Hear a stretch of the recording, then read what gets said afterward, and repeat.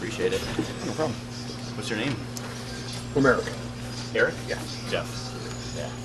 So, yeah, we'll just start out with the first question and get into the second part. So, yeah, what do you think happens once we die, if anything? I guess? Personally, that's tough. Is that on a 10 up there? No. Yeah, there we go. Okay. All right. Personally, I don't have a definite answer to that. Logically, I think that this is all we have. So I try to always, I apply that in my everyday life, living every day that gets its last. Yeah. But I have experienced things that I can't explain, like ghosts and paranormal type stuff. Not that I'm like a ghost hunter or anything like that. Yeah. It's just stuff that I can't explain, like rationally. That I've been with others that have also had experience. It wasn't like it was like just me, hey, it's a ghost, But I mean, I've experienced these things and I just don't have an explanation for it, so I'm not sure. Did you experience them with other people? Mm-hmm. Interesting. Yeah, there was, if you ever actually look it up online, it's called Moody's Ghost out in Rensselaer, Indiana. This was years ago, the first time I was taken out there. A friend of mine took me out there. You drive, it's country, Indiana country, dirt highways, stuff like that. And you drive and you come around, you turn around this on street, and all of a sudden there's like this glowing orb literally in the middle of the road, and it's like bouncing, and I'm like...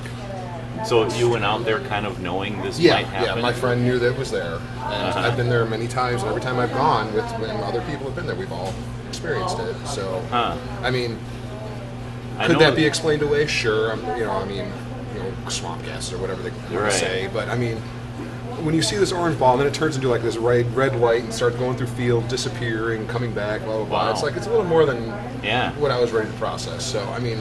That's interesting. So you were kind of looking for it. Yeah, I mean, because my friend, when I first went out there, my friend who was not a believer in any kind of like paranormal stuff or anything like that, like, he's like, I've never experienced anything like this, and drove me out there, and, and at the time, that stuff's always interested me. Yeah. Like, I was just watching like out there before? No. Oh, okay. Never been out to Rensselaer. I mean, there's no reason to go to Rensselaer. Right, yeah. But, like I said, I've experienced that. I've, strange footsteps on stairwells of, people's houses, cabinets opening and slamming on their own, stuff like that. Yeah. Sure, there's probably some other kind of explanation that could be offered for it. I mean, I don't care that much about it to sit there and seek that out. So, I mean, it's not going to affect my daily life if I know whether or not that's a ghost or not. So. Yeah.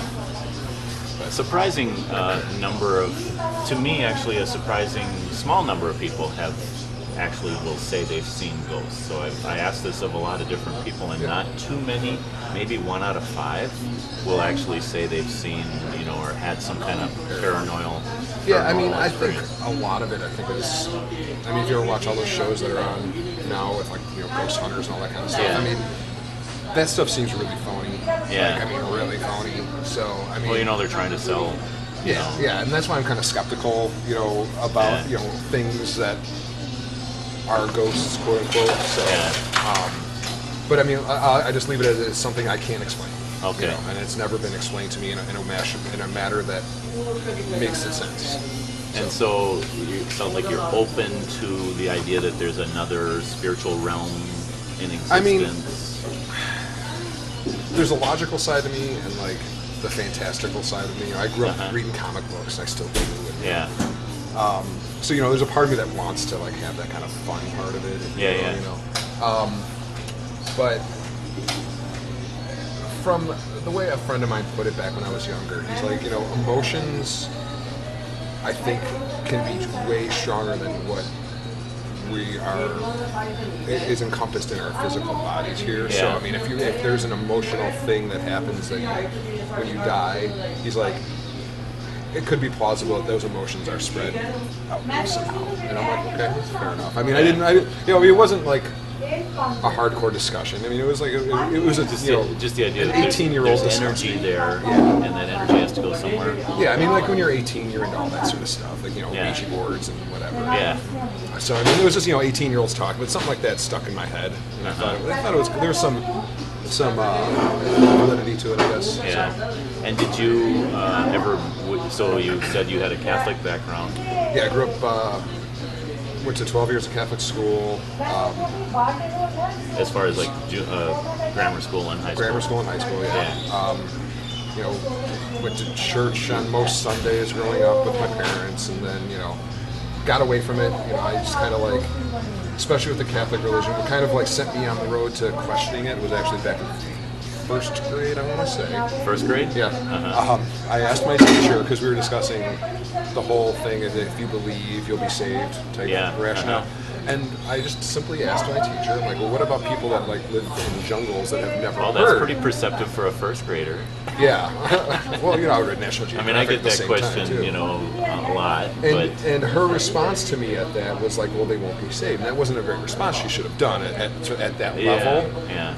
But, you know, and I'm like sitting there thinking, I'm like, that's not right, because I mean, these people haven't done anything wrong. You know, they're just living their lives. They just, you know, they're not exposed to the same thing you're exposed to. So I mean, that's not a justifiable way of thinking in my book. So I kind of like that kind of set me down the line of questioning, and then, you know, the further I went so that in you school, had a concern for those people too. You know? I mean, because concern for others. Why should somebody who's just trying to live their life and be happy be impacted by my life that's doing the same thing, but has nothing to do with their intersection of their lives? It's right. Like, you know, like I mean, butterfly wings, that affect the whole. So I just don't. I don't know. I kind of like started the questioning there, and then it grew and grew and grew until I got into high school. And I actually was taught, I want to say it was my junior year in high school, I was a theologian actually taught me my religion class that I had to take. And he came at it from more of a scholarly background, where, you know, talking about the actual backgrounds of the people that wrote the books of the story, or of the Bible, and wrote the, you know, what they were actually writing about symbolically within there. So, you know, that kind of got the wheels clicking, like, okay, you're just telling these stories in a way so people can kind of understand the message of it, not necessarily these are factual stories. That's kind of like what he was kind of going after at that.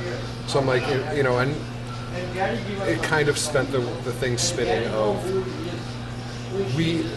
things that we can't explain, we chalk it up to magic of some sort, quote unquote magic, just for lack of a better term. And it's just because we can't explain it. Eventually, research, science, and what have you catch up to it and be able to explain a lot of the things that we questioned for years on end. So, I mean, it kind of went there. And then once I got out of high school and into college, started doing more reading, leisurely reading, actually. It kind of was like more like a textbook, but a lot of like Richard Dawkins, Christopher Hitchens, and whatnot.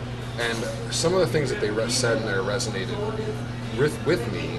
Like, specifically, like, there's the statement, like, it asks, do you believe in Thor as a god? I'm like, well, no. Do you believe in Odin? Do you believe in Zeus? No. Well, at that time, these people believed that these were the gods just as powerful as anybody else believes in a god today. And they built temples and lived and died in their culture to these things. I mean, these deities. Why is this one that's now any different? So I'm like, you know, that's actually a really valid point. And I went through like a militant atheist phase where I was just kind of like, you know, anytime somebody brought up God to me, no, I'm like, and I'm like, you know, that got pointless. That got old fast too, because it's just like you're not going to win anybody over doing that way. And I've kind of just adopted the whole lifestyle of being good without God. Like, I'm not going to sit there and be good out of hope for a reward after you die or fear of going to hell. I'd rather just be good to a person because it's just the way you should live your life. So. Interesting. And do you feel like you have a handle on the Christian faith? Like, you know what it teaches? Oh yeah. Like, I mean, I was an altar boy. I did the whole, did this, I think that's their 7 sacraments. I can't remember now. I did like 6 of the 7 or 5 of the 7 or whatever, because obviously I can't get last rites until you're dying. But but yeah, I mean, I did all that. I had religion class every day for 12 years. Plus church on Sundays and all that. So like religion class was like reading the Bible. I mean, there was a Bible studies part of it. There was also Like, I mean, you don't really do that with kids, but, you know, I remember watching, like, Davy and Goliath, if you remember that show. Yeah. Yeah, I remember watching, like, that was part of our curriculum. Once a week, we got to watch Davy and Goliath. I barely remember it. I can't remember. Was the little claymation. Yeah. And was it based on Bible stories? Yeah, then? yeah. Oh, okay. Yeah. You know, it was. I can't remember. There was a specific. I barely remember that. Yeah, like, I mean, it was my jam back then. Yeah. That's funny. But yeah, I mean, there was definitely a religious study. I mean, I went to Our Lady of the Ridge for 4 years, St. Alexander's for 4 years, and St. Lawrence for 4 years. So Okay. I got it down. Yeah. So it's interesting. I would say it sounds like both of your arguments, as far as like against religion, come from the idea that man is inherently good.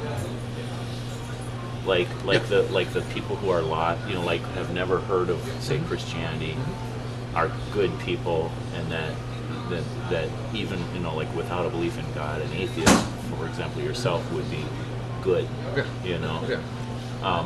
And then I'm sure you've heard different arguments against that, like how do you determine good, that sort of thing. Yeah, and that has nothing to do with religion in my book. Mm-hmm. Like, if you need an ancient text that is written in such archaic ways that are completely misinterpreted to this day and age in a lot of ways, in a lot of aspects. Yeah. If you need that to dictate what is moral and what is good, there's something else possibly that you need to question.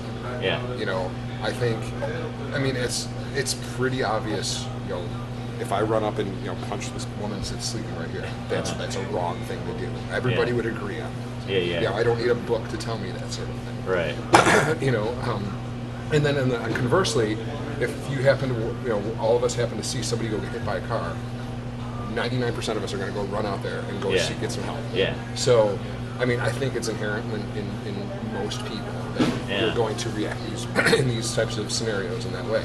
Yeah. So, you know, and I mean, I know I've gotten personally more help from non-Christian people in things that have, like, tragedies that have happened to me than I have from Christian people. Yeah. So, I mean, and granted, that's a very small, you know, cut of the world, and, you know, with my personal experience, but, you know, it does speak for me. Yeah. So, I mean, take what you want from that, but, I mean, I just think that people are just going to be good people no matter what. In the face of tragedy, I think, especially in the face of tragedy. Where do you think evil comes from? I guess, you know, I think people don't. I don't think people there are think. bad people. I don't think. Well, okay. Or there's badness in the world. Let's break that down a little bit. I mean, evil. Are you talking about like stealing or robbing people, or are you talking about like mass genocide type evil? All of that, okay. and just anything that's wrong with the world, because actually a big argument for atheism is how could a good God allow evil in the world? Right. Well, I think that people don't think they're actually doing anything. They don't realize that. They look at what's going on in this country specifically. You've got half the country that's trying to fight for everybody, and then you've got another half of the country that's literally like, let's isolate ourselves, screw everybody, let's shoot tear gas at children, you know. But they don't think that that's wrong. They don't think that shooting tear gas at children is wrong. Like, I've had this discussion with people, like, well, they shouldn't have come here, blah, blah, blah. And I'm like, it's more nuanced than that, you know. And they don't think that that's wrong.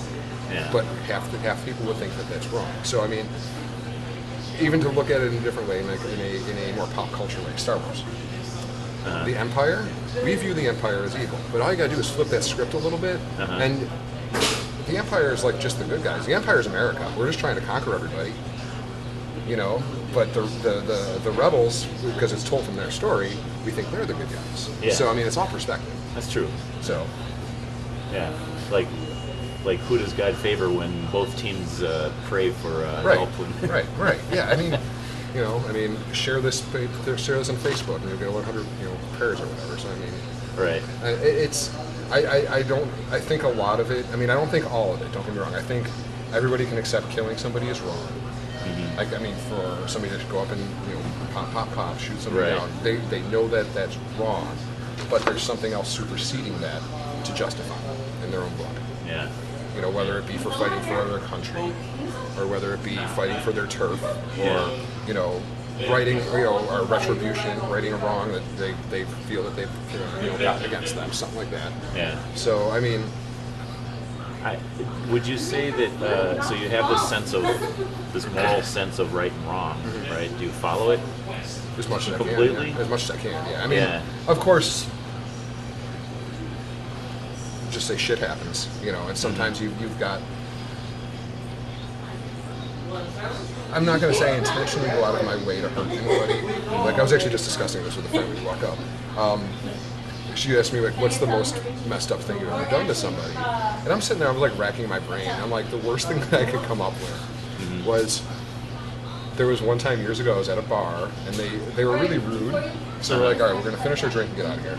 Well, we have to walk up to the jukebox, and we noticed there was like $10 in credit on the jukebox. So we put Achy Breaky Heart on as much as we could and then left.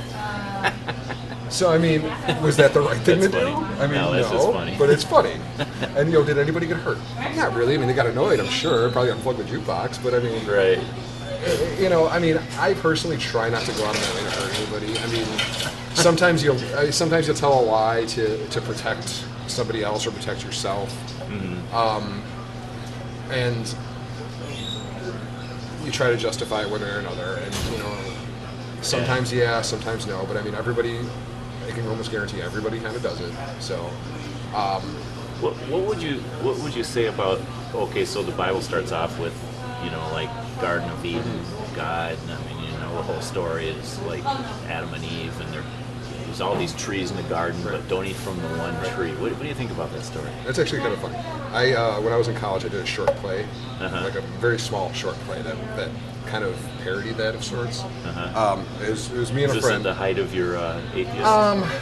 It was kind of at the beginning of kind of questioning, and I wasn't like going out of my way to like be rude, but I thought there was a funny aspect of the story that I kind of wanted to capitalize on. So me and a friend sat across from each other, him playing Adam, me playing God, and we just lined up a bunch of different drinks because that's what we had, and I'm like, you can drink, it's like, I'm thirsty, and I'm like, okay, we can have any of these drinks, but this one's Dr. Pepper, you can't have this one. This one's the best one you can't have that. Well, and, pretends to reach for it, I slap his hand away, and this is back in the days of pagers, so I had somebody call my pager, and it goes off, I'm like, I gotta go take this, and I walk off stage. Yes. Okay. So I walk off stage. Okay. And while I'm gone, he takes the drink of the Dr. Pepper, and I make very loud noises about coming back. And he's like, "Oh, I gotta hide." And the thing that we wanted to ask, thought it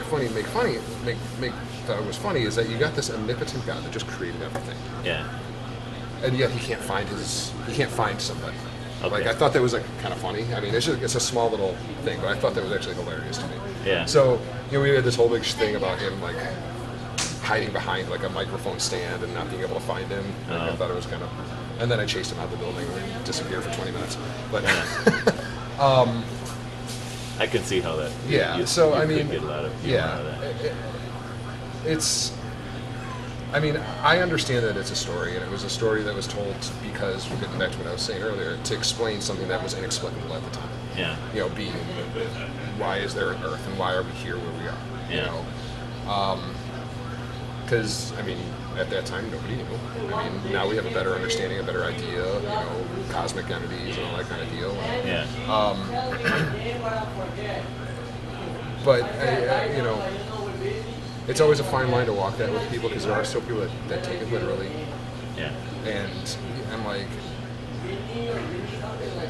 because I've done a lot of scripture study and research and everything like that, I understand there's stories behind everything. Yeah. And they were like, I keep harping on, they were written to educate people on not only moral issues, but, stuff they couldn't answer. So, I don't know. Like, I mean, the Book of Genesis it's an intriguing story. Because it goes from creation to like completely different by the end of the story. So yeah, I mean, you got the flood in there. Yeah, and and just one generation away from Adam and Eve, their own two sons. One kills the other one. Right. And where do all these people all of a sudden come from, and that kind of deal. I mean, there's lots of questions that could be answered, but again, was this lost in translations? Which I'm sure there's tons of it that was. I mean, let's face facts. I mean, it's written in an ancient language that nobody speaks anymore. Yeah. And probably lost and smudged, and cat walked across it or something, and you had to. And I don't know if you've ever tried to copy Greek to Latin, but there's a lot of, because that's where a lot of scriptures were, Greek to Latin. There's a lot of words that sound the same but are spelled differently, and vice versa. Mm-hmm. So a lot of words got interchanged. So like there's some things that are like, well, that doesn't. Why would? What word is this? What is like for instance, a cubit? That nobody quite knows what a cubit is. Mm-hmm. And was that an ancient form of measurement? They're not 100% sure. Was there something that was translated wrong? They're not sure. So I mean, it's inconsequential fact at this point. Because I mean, the whole big thing is it's a big boat. Yeah. That's what the ultimate point of the story is. Yeah. The thing about that story, though, in Genesis, as far as it being like a foundational story to understanding the Bible, because the reason I thought to ask you this is like you were I think you said a few things about some different things that you've done wrong that you know that you shouldn't, like telling a lie for maybe a fairly okay reason, or what, like, and so when I think about like, well, what was wrong with that story? Like what did they do wrong? And it was like eating from this tree, right? And yet that result, like that was it. That was like got them thrown out of paradise. And, right. And my whole understanding of it is why are they hiding? It's because the relationship that they had with God was broken. Right. All of a sudden they're not treating God as God. They're like, you're the one who can tell us what to do. It's more like, okay, we're going to decide what we want to do and go our own way. Right. And now that we've done it, we realize you know everything about us, and we don't. So it's not just like we're naked. It's more like we're exposed. Like we can't hide from you. I mean, I don't see anything personally wrong. Yeah. Well, I have heard people say that like that God is setting mankind up for failure. Yeah, I mean, because then you're going to get in the whole discussion of predeterminism versus free will. Yeah. And that's a whole other can of worms that... Yeah. I mean, to quote Rush lyrics, if you choose not to decide, you've still made a choice. Right. So, I mean... Yeah, and it's funny, I do believe that, like there's...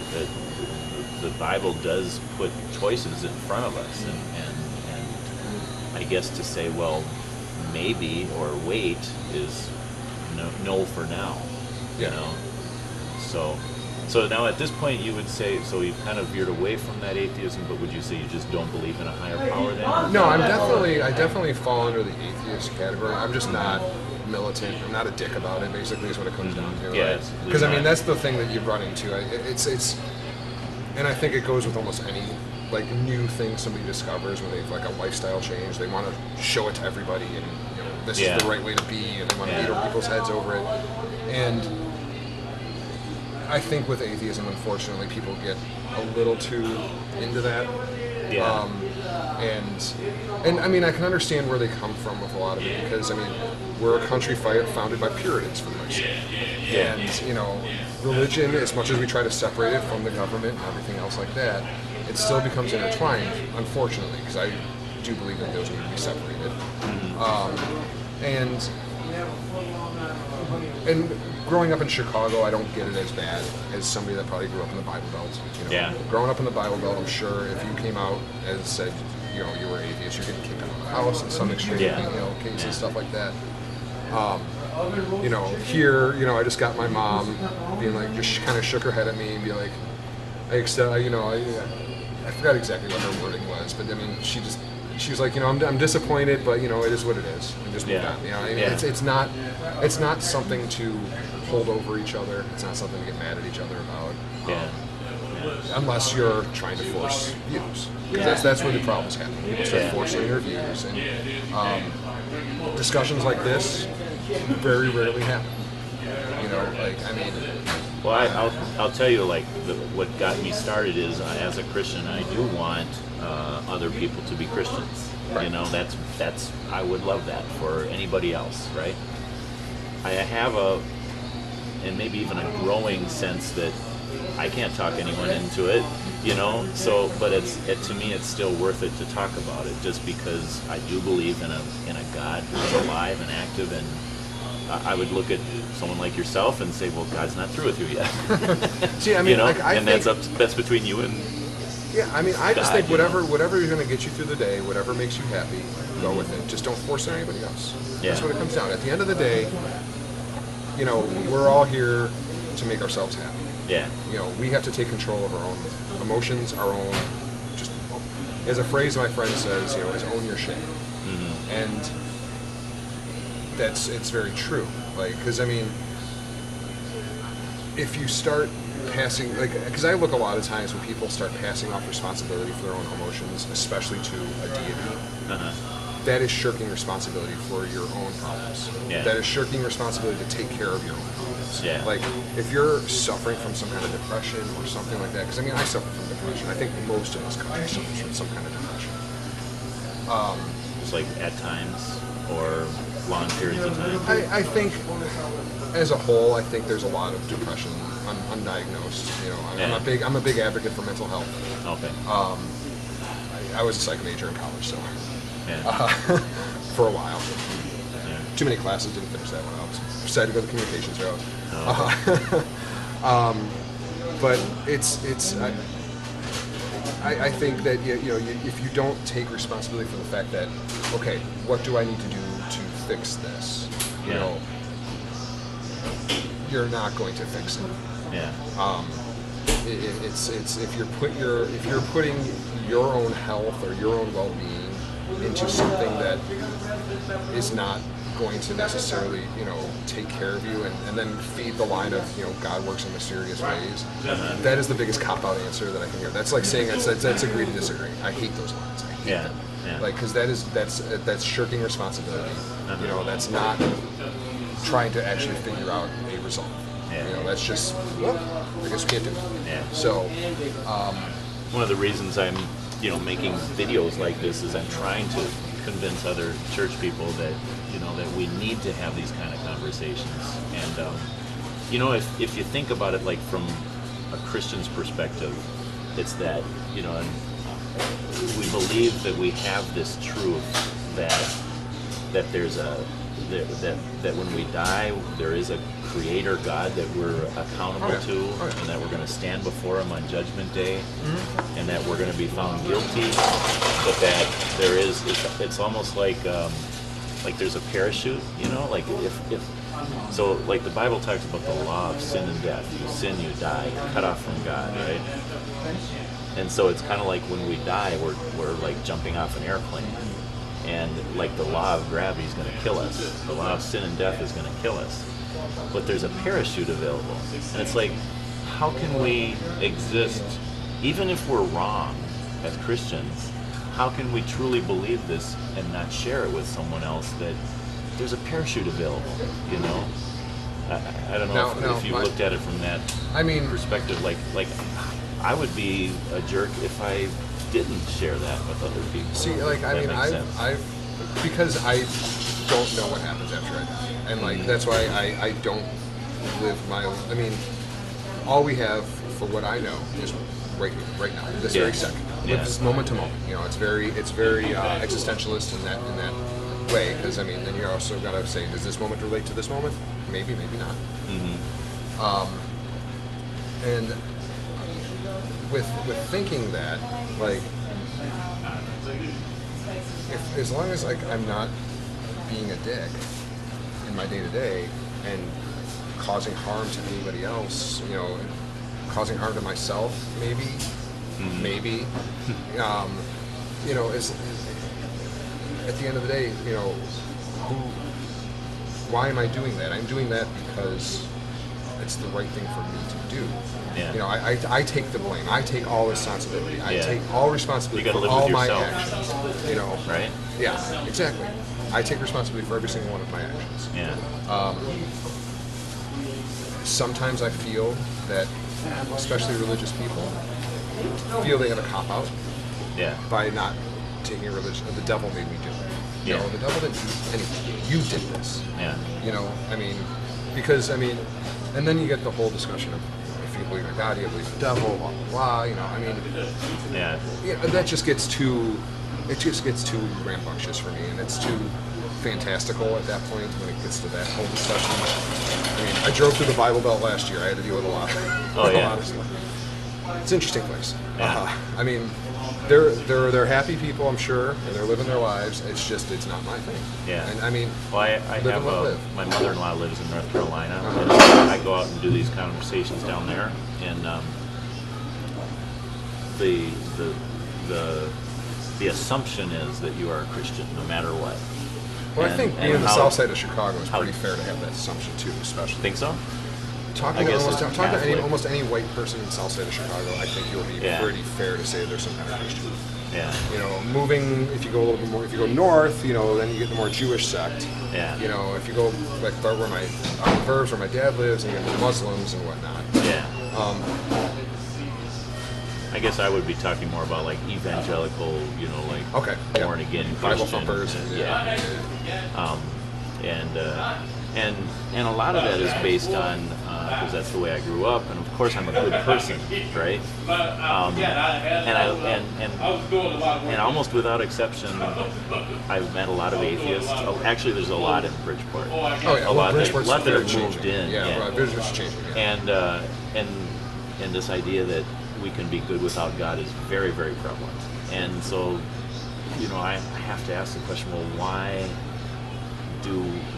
who are we accountable to? Why are we concerned about being good? Let's just be ourselves. You know? I think, like I've said, I think it's intrinsic in people that they're going to be good. Yeah. Like, I would actually,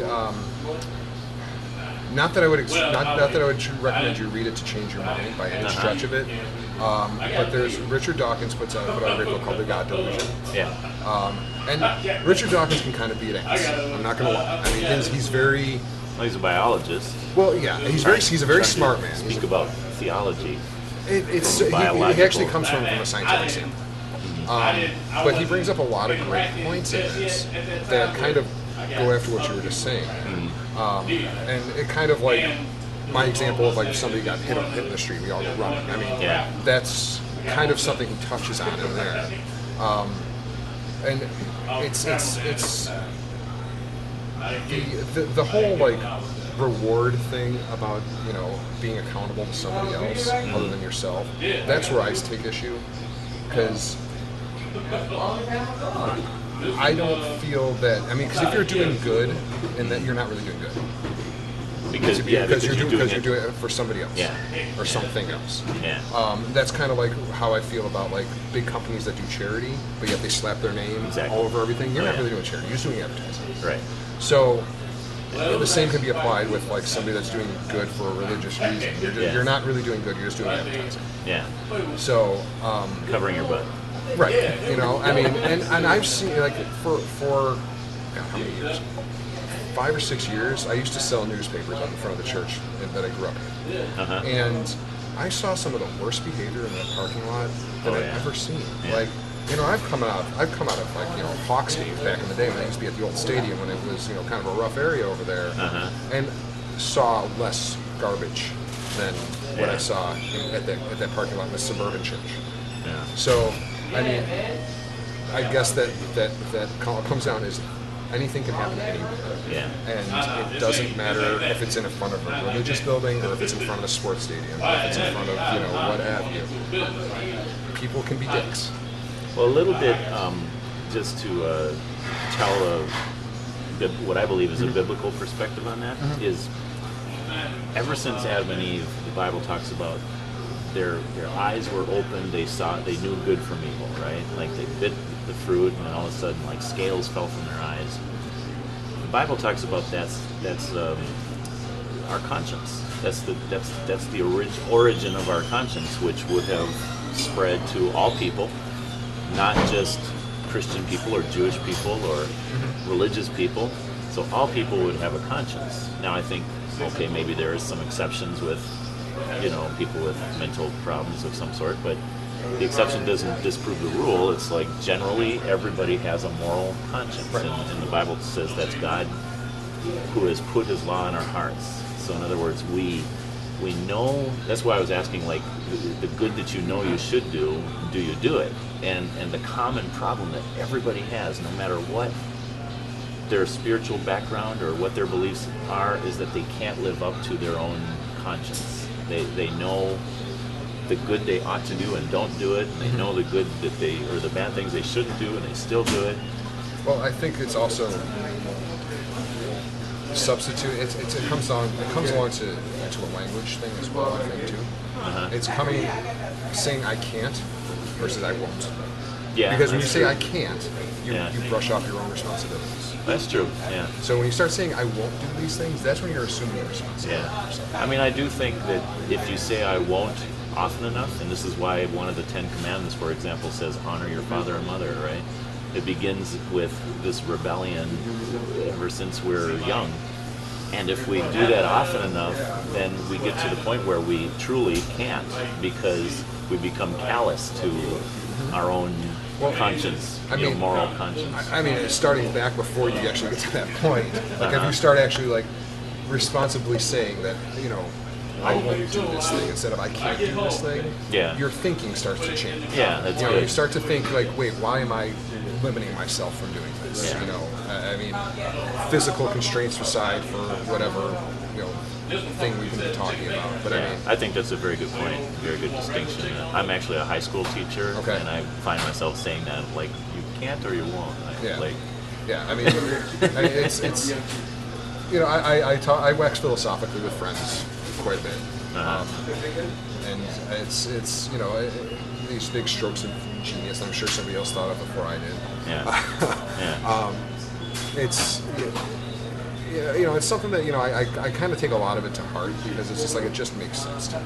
I mean, it's with the changing your language of from I can't to I won't, or losing fears of things, because I think that's a big problem that we have, is that we're too fearful of things in general. Like, because you're scared of the unknown is what it comes down to. And when you think about it, like when you think about why you refuse to do something or say something or go somewhere or whatever, and you start thinking about what it is, and it break it down to like, what are you scared of? And it breaks it down to scared of the unknown. And then, okay, well, what's going to happen? And then when you start mapping these things out, what's the worst that could happen? I could be told no, or I could, they could walk away or something else. I mean, it's really not that big of a deal. Yeah. So, I mean, it's a matter of like, I don't know, just changing your outlook on life. And, if you lose that fear, you also lose anger, because you're not angry at yourself for being scared. You're not angry at something else or someone else because you don't know them or that thing. Because I mean, if you look at a lot of the issues that we've got going on, especially in the country right now, it's all fear of the unknown. It's half the country scared of something they don't know, half the country scared of the people because they're scared of something they don't know. I mean, like the Bible says repeatedly things like the fear of the Lord is the beginning of wisdom. So in other words, there needs to be that healthy fear for our Creator, like He's in charge and I'm not kind of fear. But it doesn't end there. It ends with God being our Heavenly Father. So I think that a healthy Christian won't have those kinds of fears you're talking about, but it begins with a respect, an ability to say, okay, God, you made the rules, and I don't have a right to break them. Even going back to the Garden of Eden and saying, okay, that rule that we shouldn't even eat from that tree, you have the right to make that rule, and you have the right to make the rule even if I don't know why you made it. It might have been only to portray or demonstrate the fact that you're in charge and I'm not. I mean, it could have been that simple. But what I was getting, you said something about like the church, people coming out of church, and like I guess the hypocrisy, right? And I would say that there's a lot of people, like it's human nature, number one, to know that we don't live up to our own moral conscience. And then it's human nature is to try to justify it somehow. And so you probably were seeing the kind of people who say, well, I put in my hour at church, so now the rest of the week is mine. Yeah, I hit that reset button. Let's go be a jag. And I do, to be honest, I see it with, the atheist mindset too, is I don't need religion to be a good person, I'm just a good person anyway. But there's still that, just the very fact that we make excuses for our behavior or try to justify it tells me that deep down, and the Bible would say, it says this in Romans, it talks about we know we have someone that we're accountable to, deep down. Yeah, however you, whatever spin you want to put on it, at the end of the day, all I care about is whether or not you were nice to me. Yeah. Like, I don't care where that came from. I don't care, if it's from a Christian point of view, if it's from a Muslim point of view, if it's from an atheist point of view. I just care about whether or not you were a good person. Yeah. That's all I care about. All the other stuff just gets in the way of that. Yeah. It's a lot of extra pages that not necessarily don't need to be there. I don't want to take up too much of your time, okay. But and actually I have some relatives I got to get back to.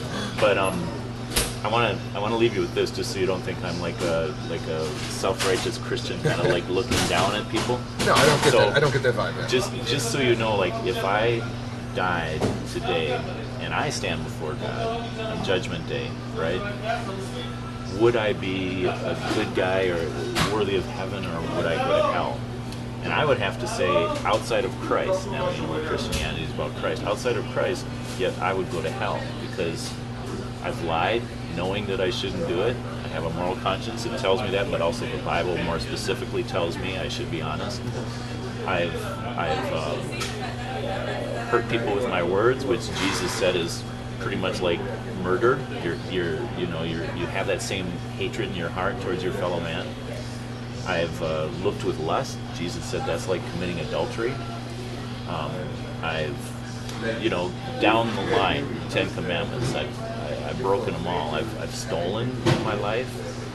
If I was to repent and totally change and totally be perfect from now on, I'd still be guilty of the things I've already done, knowingly did them wrong. I can't take away that guilt. Most religions would say we can kind of self-justify. It's called self-righteousness, and Jesus really condemned that. The religious people were the ones he condemned the most, because they were trying to self-justify their behavior and say that I'm good enough for heaven, or I'm good enough for God. But what he taught was we can't self-justify. We could never be morally perfect the way God, a holy God, would demand, which, as you know from your Christian background, that's why Jesus took the punishment for us. So would I be,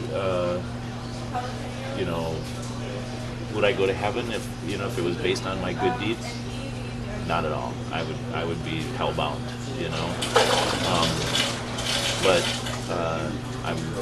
I'm grateful Christ died for me. I want to tell you, he died for you. God loves you. I believe that. He wants you to know him. But I'm not going to take that for whatever it's worth. I don't chastise anybody for saying those things to you, because it's not causing me any harm. I appreciate it. I appreciate the chance to tell you. Yeah, I'm not, because my mom does the same thing. Okay. And I don't chastise anybody for it, because if it's what gets you through the day, if it's going it to actually does. It's kind of like, it's like I can't keep it to myself. Yeah, if that's what gets you through the day, as long as you're not being a dick and forcing it on somebody. Yeah. By all means, yep. And I don't even know how it could be forced. I guess to in group think or trying shaming people. It can be it definitely can be. Yeah. But yeah. I'll leave you with this then, too. Okay. To kind of counteract what. Yeah. Kind of goes along with what you said. Sure. It's actually from a song. It's you go to heaven for the weather, you go to hell for the company. Okay. Good to talk to you, Eric. Yeah, it was fun. I'll turn this off, and I want to give you my card. Is this going to go online? Well, I have a website here, and if you just don't want me to put it on there, I won't. But yeah, go ahead. So it's my website. I usually let the conversation kind of inspire me to write a few things. Okay. Usually Bible-based, whatever. And so you can, it'll take me a few days, and I'll get it up there. I mean, I don't think I wouldn't say anything that we haven't said to anybody else. No, right. And I don't think either of us were any jerks about anything. So. No, and like I say, it's primarily I'm just trying to set a good example. I feel like I wish more people would have these kind of conversations. I definitely think so too, because I mean, about everything, not just about religion, about everything. People just need to talk. I think it would be harder to talk about politics, to be honest. In this day and age, right now, yeah, people are very vehement about that. Right now. But I mean, like even like race relations, people need to talk about all that. It's hard to hate somebody